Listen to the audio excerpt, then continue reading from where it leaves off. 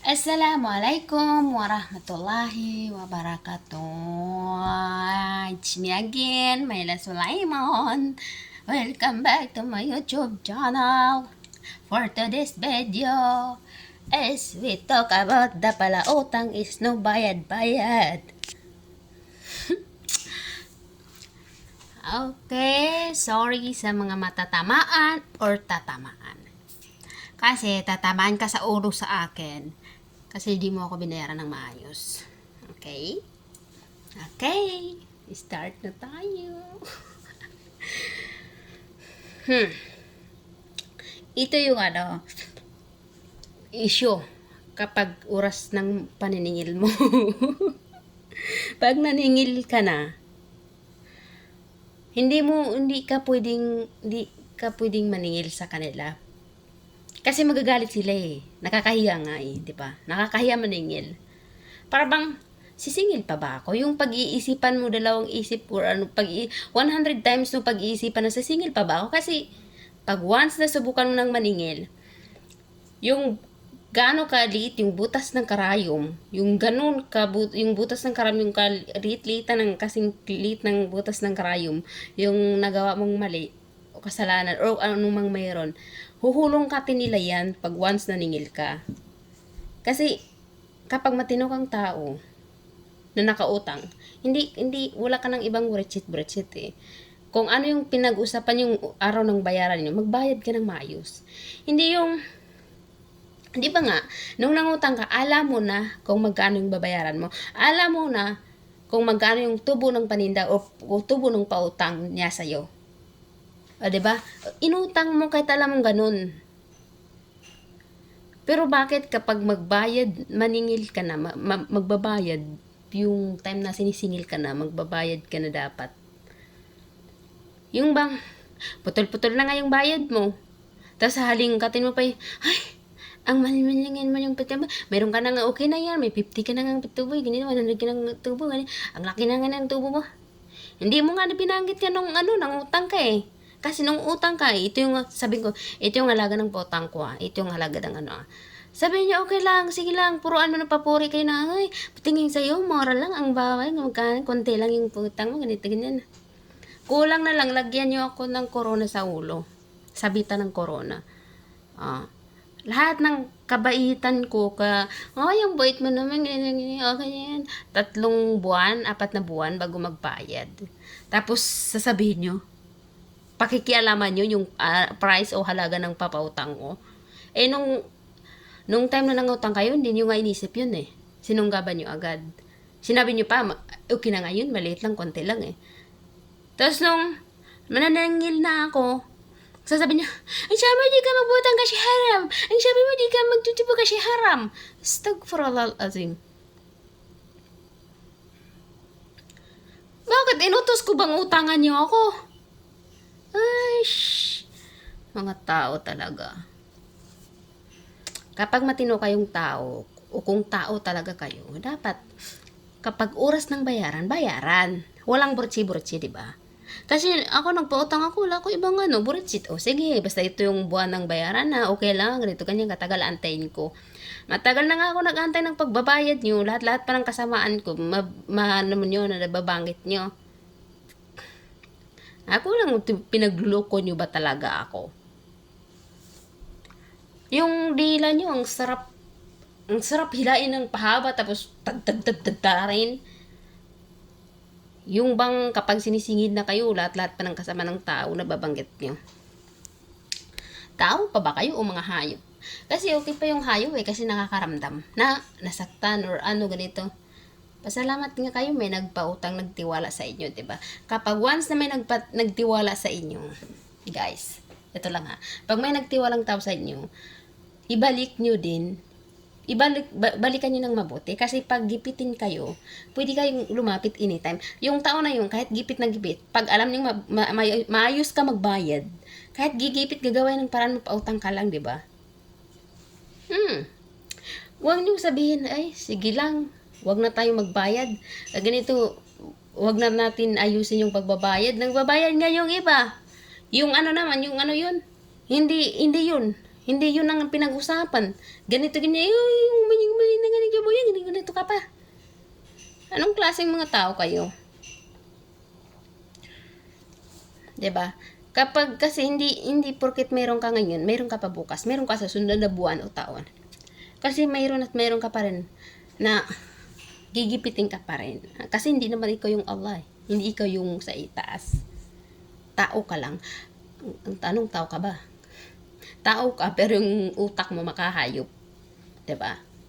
Tapos yung iba, galit na galit pa.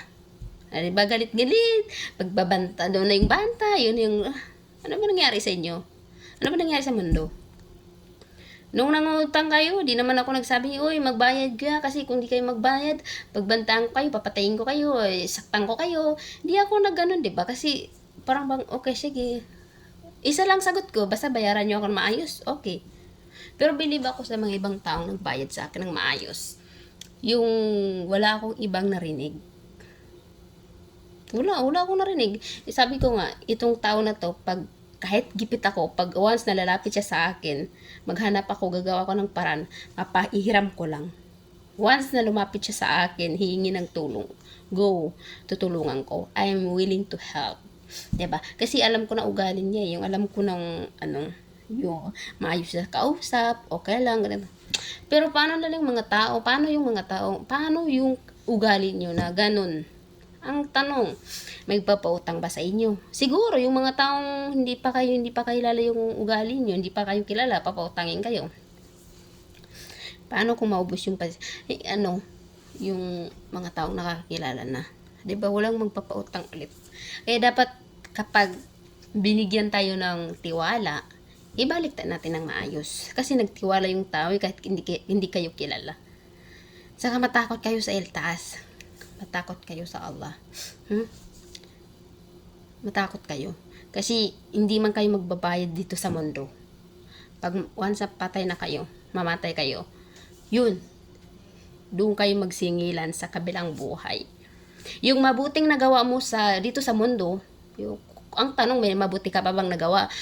Pero, well, hindi naman natin alam kung may nagawa ba tayong maayos or hindi. So, sa itas lang ang nakaka-judge kung anong araw. Pag once nakautang ka sa tao na namatay ka dito sa mundo, may nagawa kang mabuti dito sa mundo, doon mo yun babayaran sa kabilang buhay. Yung mga nagawa mong dito sa mundong mabuti, yung taong inutangan mo na yun, kapag sa huling hukuman na kayo, yun ang pinagbabayad mo sa kanya. Ipagbabayad mo sa mga utang mo. Ang tanong, paano na lang yung mga mabuting nagawa mo dito sa mundo is hindi kasya sa pinag-uutangan mo na ibabayad mo doon sa kabilang buhay.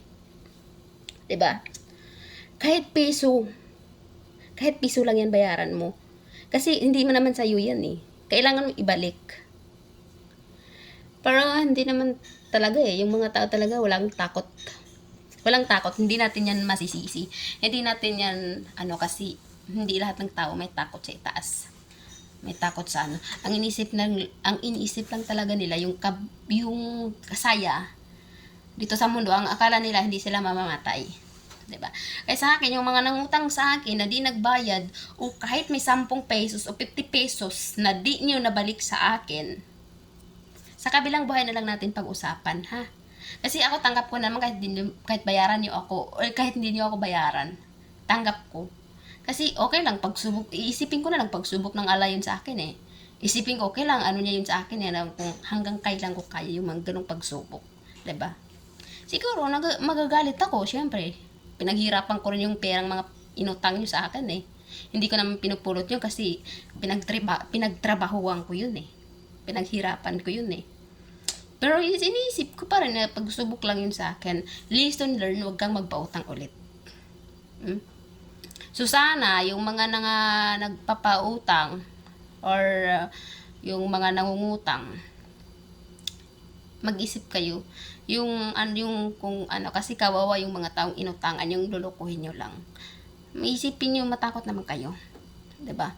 Kasi hindi habang buhay, dito lang kayo sa mundo eh. Hindi natin alam, bukas patay na kayo, sunod patay na kayo, ganito, ganyan. Hindi natin alam kung hanggang kailan kasi hindi natin hawak ang buhay natin. Kaya wag natin isipin na, ay, saka na ako magbayad, buhay pa naman ako, saka sunod na ako magbayad. No, wag ganun. Hanggat may pangbayad ka, magbayad ka. Kasi hindi mo alam, bukas di ka nagising. Bukas di ka na magigising, sorry ah. Kasi hindi talaga natin alam yung buhay natin.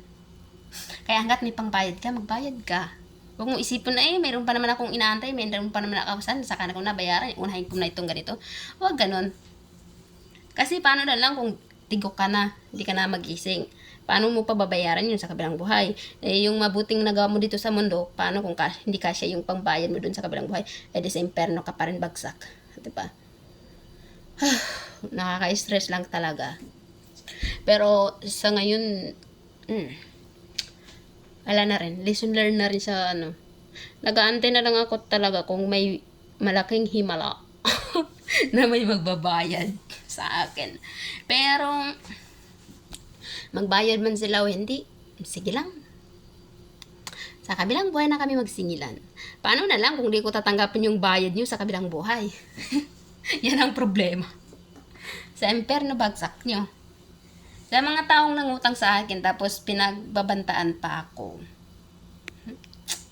I'm not scared. Nakakatakot. No.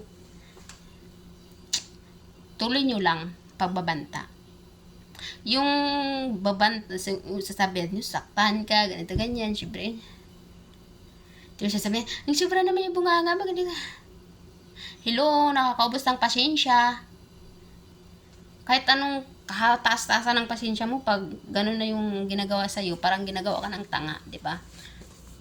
Dami-dami yung, lalo na yung dami-dami binyo pang sinasabi. Nakakapikon. Kahit, tawa ko hindi ako bato na, mataas yung, as in, puro, na lang, pagtitiis, puro pasensya na lang laman ng, puso ko. Kasi tawa ko. Meron pa rin, lalabas pa rin na nauubusan ako. Yun na lang. Thank you. Sa ulitin ulit. Pasensya na sa mga palautang na natatamaan dito. Pasensya but not sorry. Kung natamaan kayo, masakit talaga. Nangutang kayo Tapos di nagbabayad. Binibigyan nyo pa ng stress yung inutangan nyo. Nung kayo na-i-stress, andyan yung inutangan nyo, nagbigay agad sa inyo, hindi nagdalawang isip kung bibigyan ka, hindi. Hanggat meron siya, pinautang kayo. Tapos pagdating ng bayaran, i-stressin nyo yung inutangan nyo para singilin kayo. Tapos puro masakit or ganito ganyan maririnig niya sa inyo. Huwag ganun. Bad yarn. Okay? Thank you. Bye-bye.